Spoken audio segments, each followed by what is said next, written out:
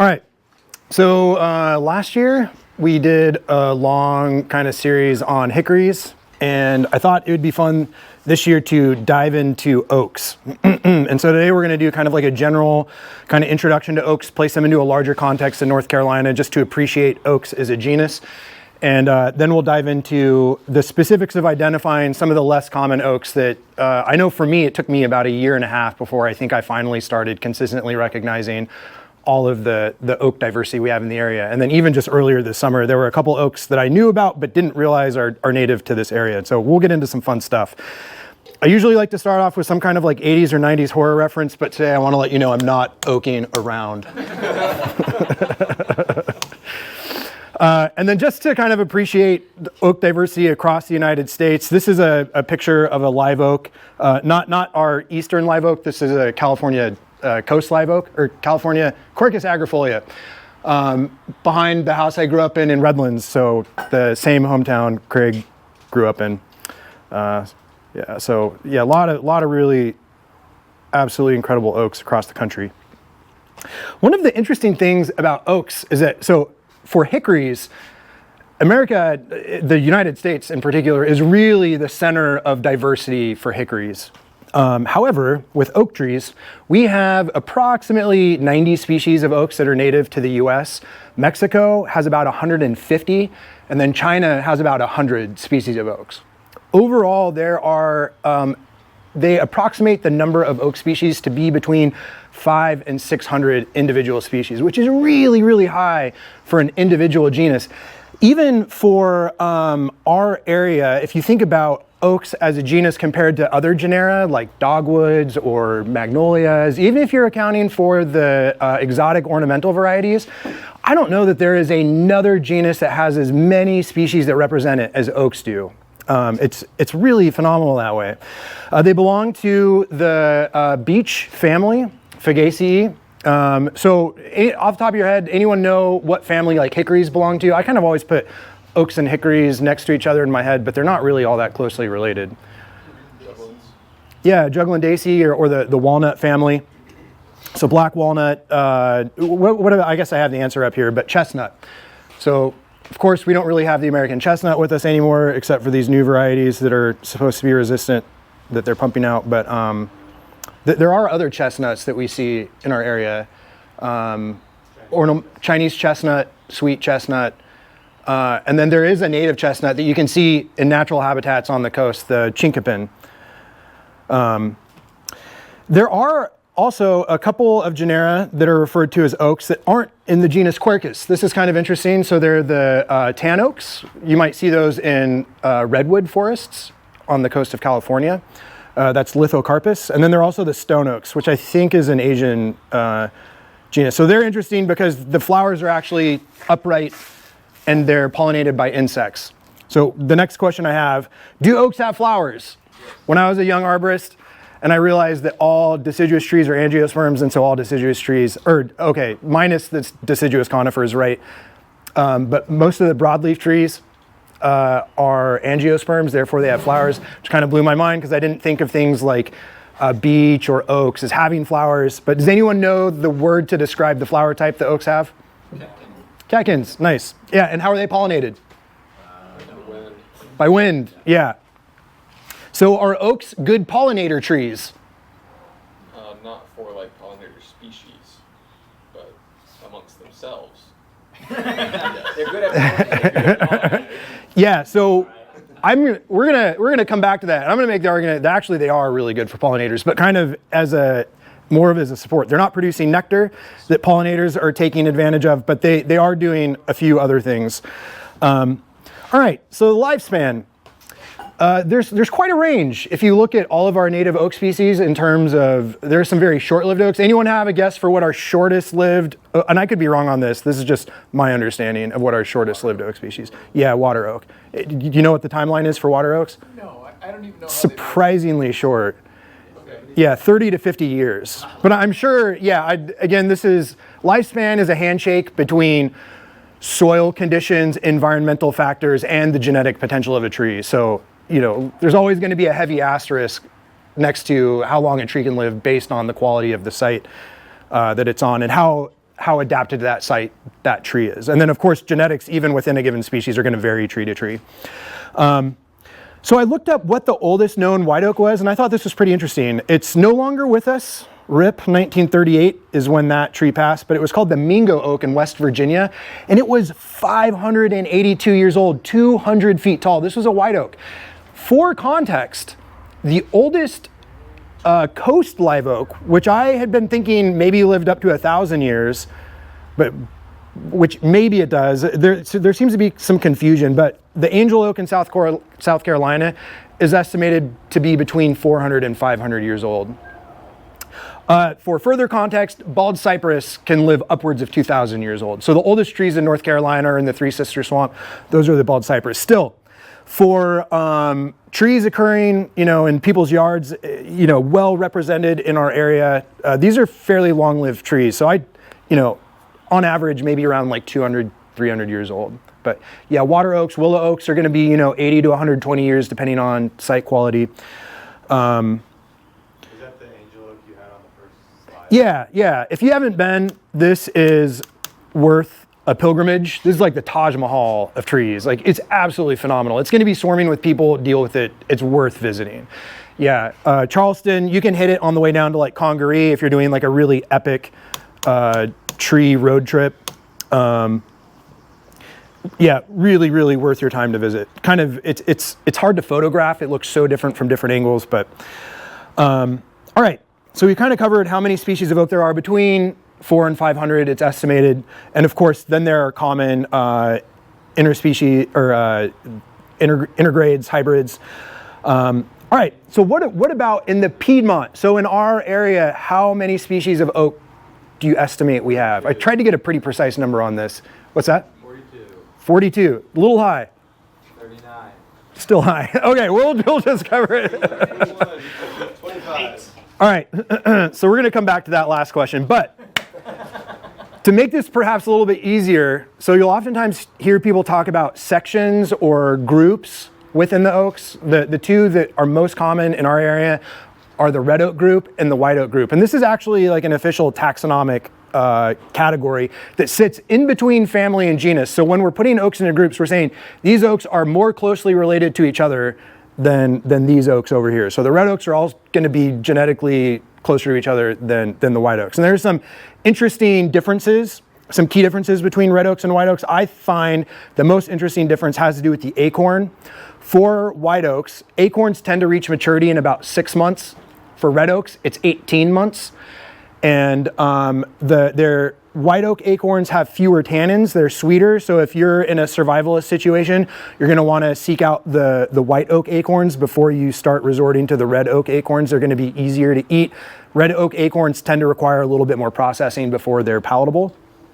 And that also means that white oak acorns are a little bit more valuable for wildlife. They're kind of a preferred, but it's nice to have both because mast years tend to be a little bit different between red oaks and white oaks.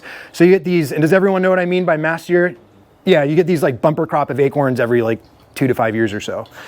And so they're not synced up between red oaks and white oaks.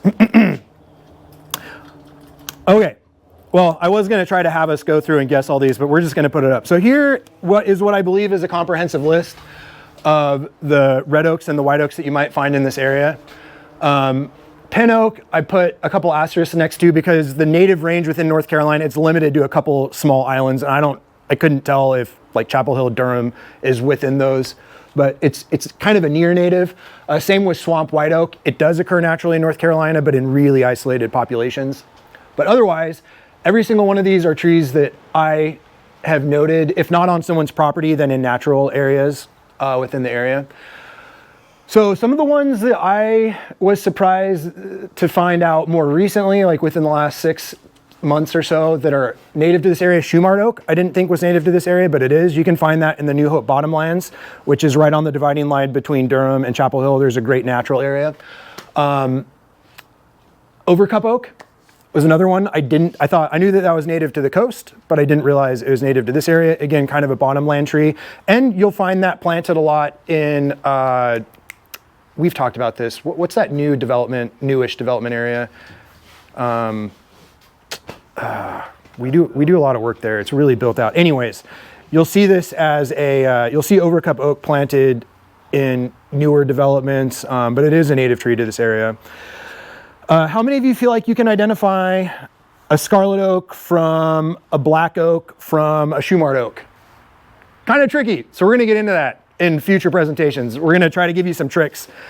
What about swamp chestnut oak? This tree is actually fairly common along streams and bottomlands, which was a revelation to me. Swamp chestnut oak looks really similar to did I leave it? Oh, chestnut oak. So Quercus Montana, you should all know, deep, very gray, deep, kind of corky ridges. Swamp chestnut oak, the leaf is really similar, but it doesn't have that same bark. And then swamp white oak, there's some tricks there. We'll get into that in the future. So I only have like a minute or two left, so we're not going to finish this, but I want to get into why are oaks so valuable as a landscape tree. So yeah, about 15 to 17 species in our areas. But again, if you think about other genera of trees represented in our area, that's a really high amount. And they pretty much occupy every soil and habitat type. So no matter where you are, you're bound to run into an oak. So kind of taking the Douglas Tallamy, a lot of you have heard about, if not read the book, The Nature of Oaks or Bringing Nature Home. If you haven't, the basic premise of this book is, as we continue to cut into our forests and pave over natural areas, there are smaller and smaller islands of habitat for really essential wildlife, including insects, which are the bottom of the food chain that take all the energy that plants produce and they make it available by virtue of eating it themselves and then becoming food for higher life forms. In particular, birds, caterpillars are a huge part of a bird's diet. Oaks, so this is a list of the number of distinct lepidopteran or butterfly and moth species that various trees in our area support. So that column all the way on the right, if you look at our native oaks, which is the top item, 488 individual species are supported by native oaks. The next best species, black cherry, 362. That is quite, and then we've been talking about hickory, so we'll go down to hickory. 242 species of butterflies and moths are supported by hickories, 488 by oaks. So besides all of the benefits that we attribute to urban trees, cooling, storm water, slowing it down, preventing excessive runoff, increasing the livability of our living areas. In addition to all of this, they're also doing more work than any other tree to provide food, shelter, foraging opportunities to other organisms. There's a great quote from Douglas Tallamy from the book The Nature of Oaks. Oaks support more forms of life and more fascinating interactions than any other tree genus in North America. So besides the fact that they're large, long-lived trees, they're also doing more to support other life forms, which is becoming more and more important to people as people kind of become aware of some of the issues facing biodiversity. So we were talking about oak diversity in North Carolina and kind of oak diversity across the globe and in the United States, and sort of made the point that oaks are a really, really well represented genus in this area, and just a really important tree in terms of their ecological involvement with other organisms. And so I wanted to spend a couple presentations talking about some of the oaks that might not be on your radar or that might be a little bit trickier to identify or could easily be confused with other oak species, just to make us a little bit more fluent in identifying this really fun genus. I had, on the opening slide last week, I forgot to bring it up, the logo for the ISA, in fact, is a white oak leaf. So arborists have chosen, an oak leaf as a representation for our industry. So a good genus to be pretty fluent in. All right, so I've got an example of a swamp white oak or Quercus michauxii, swamp white oak leaf and an acorn. Does this look familiar to any other oak that you can name? Julius, you're nodding? Yeah, Quercus Montana, so a common name, chestnut oak. So swamp chestnut oak. Seems like whoever named this was aware of that similarity. And just to point out, this acorn is pretty large with regards to other acorns. So we're going to get into how to differentiate it from chestnut oak. For me, the easiest way is just the bark. Really, really thick ridges with Quercus michauxii or swamp chestnut oak. What does this look like to you? Yeah, it looks like white oak. So to differentiate it from chestnut oak, because if you see the leaf and you're like, this is a chestnut oak leaf, just look at the bark. It's the easiest way to differentiate those two. Very, very different. So from white oak then, the bark is a little bit less flaky than white oak. It does flake a little bit, but it's going to be far flakier. And the shade leaves of white oak can look somewhat similar to the swamp chestnut oak leaf, where you're not really getting the lobes. And then just in terms of leaf morphology and how we talk about leaves, so are you familiar with the term like lobe and sinus as regards to an oak leaf? So a lobe, if we go back to our ISA logo here, a lobe is going to be kind of this arm that extends off of the midrib, or the central vein of the leaf. And then the sinus is going to be the negative space, or the area in between the lobes. So that's really common terminology you'll hear. So yeah, lobe, like the lobe of your ear, and sinus, which is the cavity or negative space in between. However, I was thinking originally of this being a many-lobed leaf, but as I got into botanical descriptions for this leaf, they actually refer to this as a crenulate margin, which there are so many different words to describe leaf margins, it's ridiculous. I would never expect you to understand. Just kind of pointing that out mainly as like an interesting bit of terminology. So these are not lobes. We would just be, this is just a pattern on the leaf margin. So white oak, you're gonna look for those lobes. The bark's gonna be similar between swamp white oak, or swamp chestnut oak, and white oak, but the leaves are gonna be different, although some leaves on swamp white oak might look a little bit similar. So the other tree that this is going to look like, and that is not so, it's native to really small areas of North Carolina, but it's commonly planted, especially in newer developments. This is swamp white oak, or Quercus bicolor. The bicolor refers to the really striking contrast between the upper and the under sides of the leaf, and that's going to be one of the primary distinctions between swamp chestnut oak and swamp white oak. Then the other really interesting ID trick for swamp white oak is that on younger branches, or the smaller parts of branches, you're going to see some flaky peeling bark. Not flaky in the way that white oak is flaky, but kind of flaky more in the way that like river birch is flaky. So you'll see that on newer twigs and the smaller parts of branches. So that's a really useful, but otherwise the bark is going to be similar between the three. So for tree ID, we covered this in hickories. If you remember, you're oftentimes having to kind of like look at least two characteristics. For oaks, oftentimes it's acorns. Once we get into scarlet oak and black oak, that's going to be, for me, the easiest way I've found to differentiate some like tricky oak species from each other is looking at the acorn. But yeah, that plus the bark, or the leaf plus the bark, or the leaf plus the acorn, oftentimes you're having to kind of correlate a couple different ID features. Another really important distinction between swamp chestnut oak and chestnut oak is where it grows. I'm sure, where do you tend to see chestnut oaks? There's one city in particular that has most of them. Yeah. Ben. High on the hill. Yeah, high on a hill, kind of rockier terrain. I really associate chestnut oak with Hillsboro. They occur in Chapel Hill. Oftentimes when people have rocks in their front yard, like literally, if there are big rocks, there are oftentimes chestnut oaks. It's that just, yeah, Governor's Club, yeah, precisely.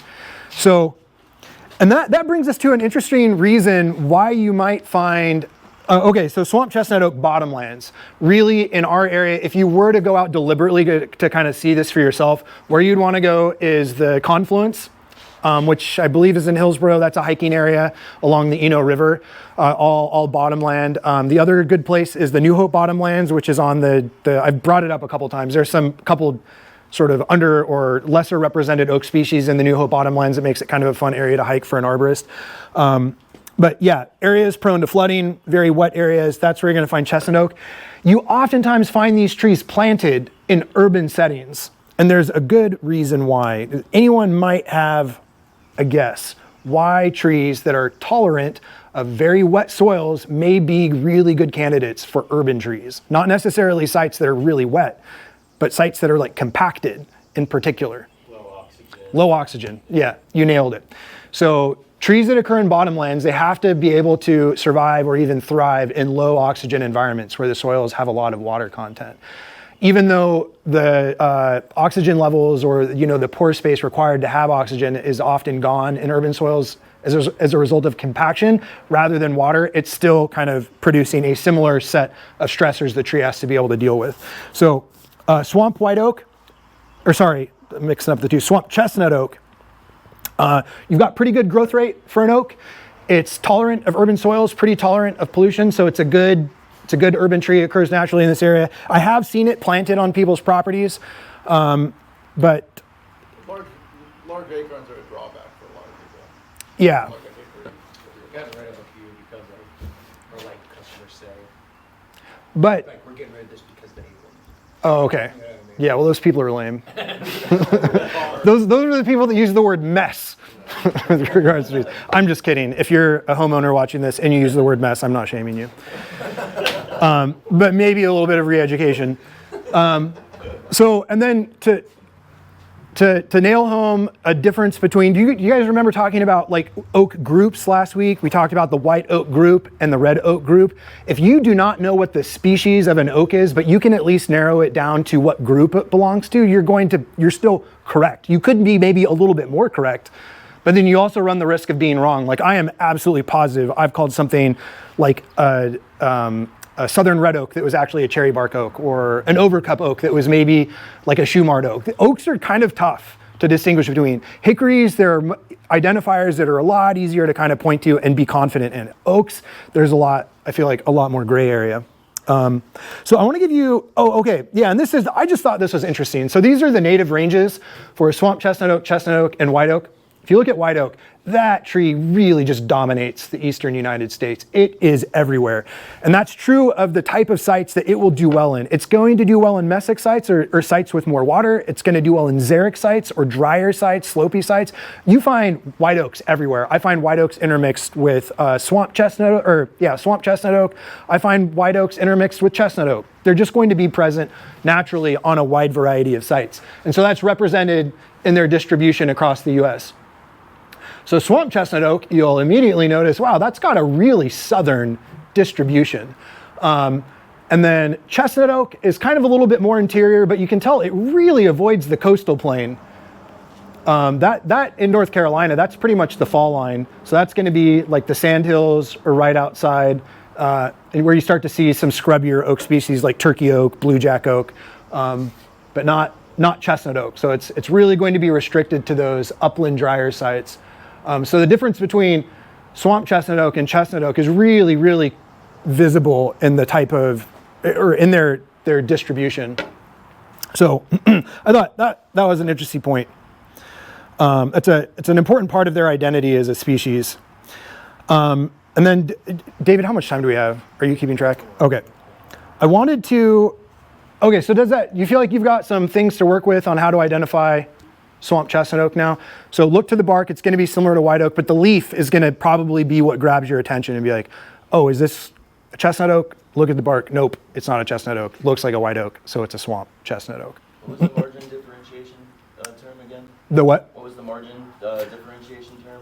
Oh, there are so many of these terms. I really wouldn't make too much of a point trying to remember them. There's like 30. Okay. That's a little bit of an exaggeration, but there are so many. But it's crenulate. But don't waste like brain energy trying to remember that. Far more important things. Isn't crenulate and like crenate kind of like the rounded version of like serrate and serrulate? Yeah. And we're just like tip of the iceberg on these things. The main point I wanted to drive home is that lobes are going to be like a larger feature of the leaf. It's not going to be the pattern of the leaf margin, but like you think about a post oak, we call that leaf-shaped cruciform. There are so many words to describe leaves. Like it's absurd. It's really, really obnoxious. Look on it. Yeah, there are books on it. Okay. So I wanted to give you guys just one other thing to kind of like think about and chew on, and a couple things to look for. There is a general conversation happening right now about oak decline in North America, and that's not necessarily just referring to oaks having a hard time in an urban setting, but it's also referring to entire compositions of forests. Like we're starting to see less oak regeneration, where oaks have really been dominant in North America, and particularly in eastern hardwood forests. We're starting to see those numbers decline. And there are a number of primary factors and a number of secondary factors that researchers believe are responsible. So symptoms of oak decline, and this is different from Phytophthora ramorum or sudden oak death or oak wilt. Every once in a while I'll have someone with these like cicada dead branch ends. It was like, my tree has oak decline. I knew immediately, or my tree has sudden oak death or oak wilt. I knew immediately that wasn't the case because that has not been verified to exist in the Piedmont. It is in the mountains of North Carolina. It's in California significantly. But it's not in the Piedmont. That is a very specific, singular, non-native pathogen, but we're not dealing with that yet, hopefully not ever in the Piedmont. So oak decline is what they call a complex of issues or a combination of issues.